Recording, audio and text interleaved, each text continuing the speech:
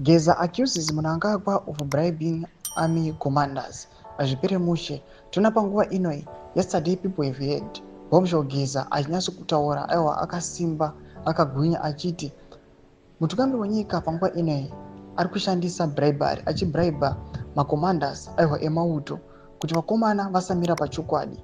Right now takanzwa nhau yekunzi masoldiers food yavari kudya zvavanofana kudya just because pane macompanies akapinda panguva inoi vari kutora those money ufanira ichiona welfare yemasoja.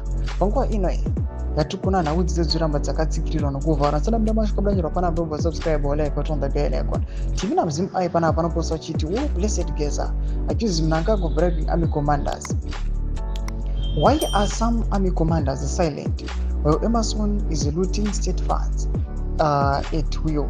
Kudata Gwirei is stealing state cash at will because he's close to Mr. Mnangagwa. Thomas Kwantoka na Bombshell Geza panguva inoi he needs address the latest. Yani achibvunza chiti why is it macommanders akanyarara panguva inoi panyatsokuonekwa kunzi zvitongori pachena zviri kuonekwa kunzi welfare yemasoja panguva inoi aiwa yakatodhakwa zvinhu hazvisi kumbofamba as it is supposed to flow.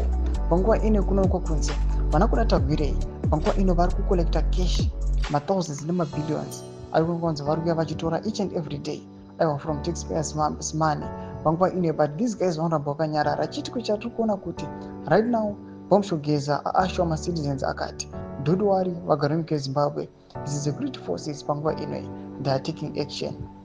Anoudza vagari munyika yeZimbabwe kuti aiwa it might take time zvikatora kanguva hazvo but anoashwa kuti don't worry everything is going to be fine. Tudze mafunguro enyu muri kudii pamusoro pechitiko ichi. Pinai comment section mendudze mafunguro enyu, subscribe or like, push on the bell icon.